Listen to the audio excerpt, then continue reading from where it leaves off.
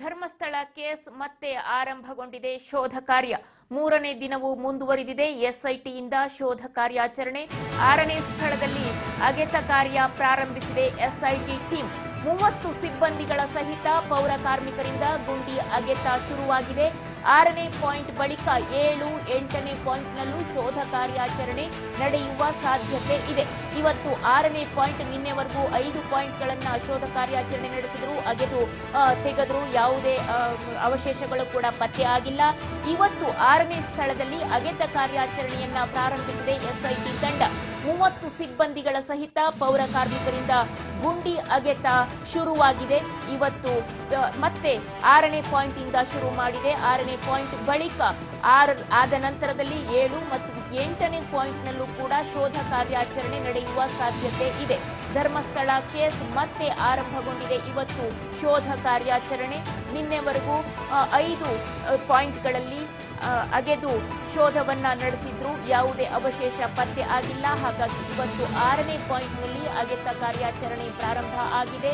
ಇವತ್ತು 6, 7 ಮತ್ತು 8ನೇ ಪಾಯಿಂಟ್ನಲ್ಲಿ ಶೋಧ ಕಾರ್ಯಾಚರಣೆ ನಡೆಸೋದಕ್ಕೆ ಎಲ್ಲ ತಯಾರಿಯನ್ನು ಕೂಡ ಎಸ್ಐಟಿ ತಂಡ ನಡೆಸಿಕೊಂಡಿದೆ.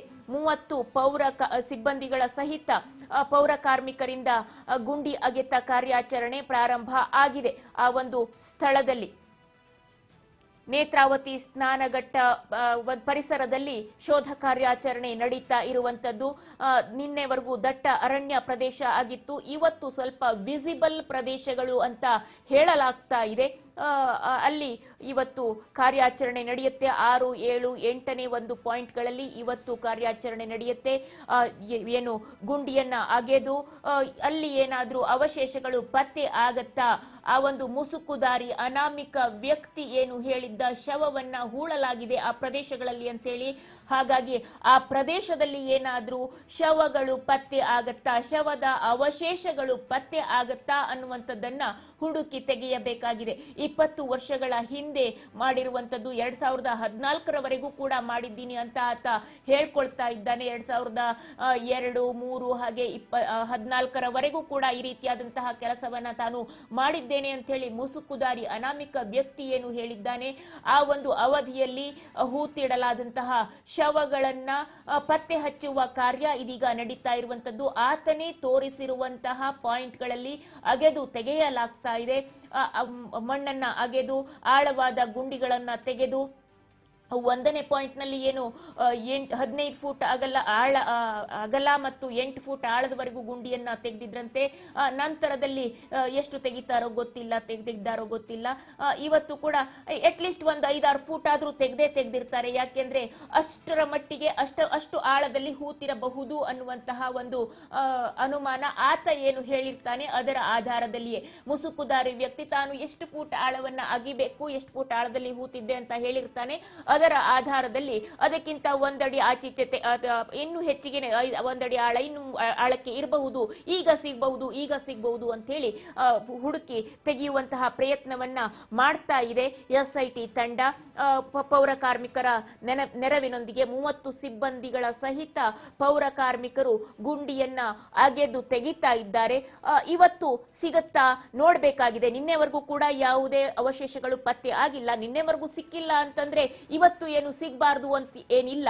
ಇವತ್ತು 6ನೇ ಪಾಯಿಂಟ್ ಅಲ್ಲಿ ಸಿಕ್ಕರೂ ಸಿಗಬಹುದು ಅನ್ನುವಂಥದ್ದು. ಹಾಗಾಗಿ ಇವತ್ತು ಕೂಡ ಅಗೆತ ಕಾರ್ಯಾಚರಣೆ ಮುಂದುವರೆದಿದೆ.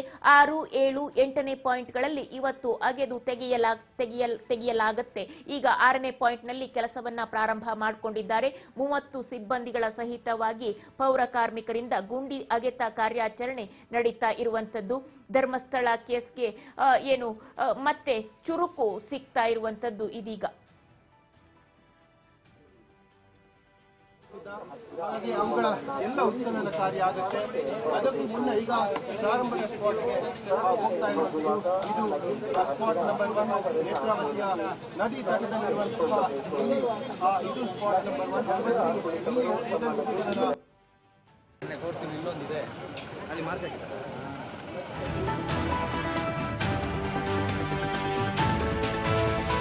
ಬುರುಡೆ ರಹಸ್ಯ ಬಗೆಹರಿಸುವುದಕ್ಕೆ ಇದೀಗ ಮತ್ತಷ್ಟು ಪೊಲೀಸ್ ಬಲ ಸಿಗ್ತಾ ಇದೆ ಅನ್ನುವಂತಹ ಮಾಹಿತಿ ಲಭ್ಯ ಆಗ್ತಾ ಇದೆ. ಪ್ರಕರಣ ಬಗೆಹರಿಸುವುದಕ್ಕೆ ಮತ್ತಷ್ಟು ಹೆಚ್ಚುವರಿ ಅಧಿಕಾರಿಗಳ ನೇಮಕವನ್ನ ಮಾಡಿಕೊಳ್ಳಲಾಗ್ತಾ ಇದೆ ಅನ್ನುವಂತಹ ಬ್ರೇಕಿಂಗ್ ನ್ಯೂಸ್ ಬರ್ತಾ ಇದೆ. ಹೆಚ್ಚುವರಿಯಾಗಿ 9 ಮಂದಿ ಪೊಲೀಸ್ ಅಧಿಕಾರಿಗಳನ್ನ ನೇಮಕ ಮಾಡಿಕೊಳ್ಳಲಾಗಿದೆ ಅನ್ನುವಂತಹ ಮಾಹಿತಿ ಇದೀಗ ಲಭ್ಯ ಆಗ್ತಾ ಇರುವಂತದ್ದು.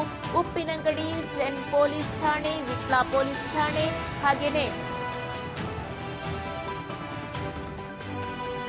ಉಡುಪಿ ಸಿಎಸ್ಪಿ ಪೊಲೀಸ್ ಠಾಣೆ, ಹೊನ್ನಾವರ ಠಾಣೆ, ಹೀಗೆ ಈ ಎಲ್ಲ ಠಾಣೆಗಳಿಂದ ಅಧಿಕಾರಿಗಳನ್ನ ನೇಮಿಸಿಕೊಳ್ಳಲಾಗ್ತಾ ಇದೆ ಅನ್ನುವಂತಹ ಮಾಹಿತಿ ಲಭ್ಯ ಆಗ್ತಾ ಇದೆ. ಮಂಗಳೂರು ಎಫ್ಎಂಎಸ್ ದಳದಲ್ಲಿದ್ದ ಪೊಲೀಸರ ನೇಮಕವನ್ನ ಮಾಡಿಕೊಳ್ಳಲಾಗ್ತಾ ಇದೆ. ಹೆಚ್ಚುವರಿ ಪೊಲೀಸರ ನೇಮಕವನ್ನ ಮಾಡಿಕೊಳ್ಳಲಾಗ್ತಾ ಇದೆ. ಎಸ್ಐಟಿ ತಂಡಕ್ಕೆ ಮತ್ತಷ್ಟು ಬಲವರ್ಧನೆ ಆಗ್ತಾ ಇದೆ ಅನ್ನುವಂತಹ ಮಾಹಿತಿ ಲಭ್ಯ ಆಗ್ತಾ ಇರುವಂತದ್ದು. ಸೂಕ್ಷ್ಮವಾದಂತಹ ಪ್ರಕರಣ, ಎಷ್ಟು ಬಗೆದಷ್ಟು ಆಳ ಇದೆ ಈ ಪ್ರಕರಣಕ್ಕೆ, ಡೆಪ್ತ್ ಜಾಸ್ತಿ ಇರುವಂತದ್ದು, ಹಾಗೇನೆ ಎಷ್ಟು ಹರವು ಕೂಡ ಅಷ್ಟೇ ಇರುವಂತದ್ದು, ಯಾವ ಆಂಗಲ್ ಅಲ್ಲಿ ತನಿಖೆ ನಡೆಸಬೇಕು ಅನ್ನುವಂಥದ್ದೇ ಈಗ ಇರುವಂತಹ ಸಮಸ್ಯೆ. ಸದ್ಯಕ್ಕೆ ಮುಸುಕುದಾರಿ ಅನಾಮಿಕ ವ್ಯಕ್ತಿ ತೋರಿಸಿದಂತಹ ಸ್ಥಳವನ್ನ ಅಗೆದು ಬಗೆದು ತೆಗೆದು ಅವಶೇಷಗಳನ್ನ ಹುಡುಕುವ ಕಾರ್ಯ ಈಗ ನಡೀತಾ ಇರುವಂತದ್ದು.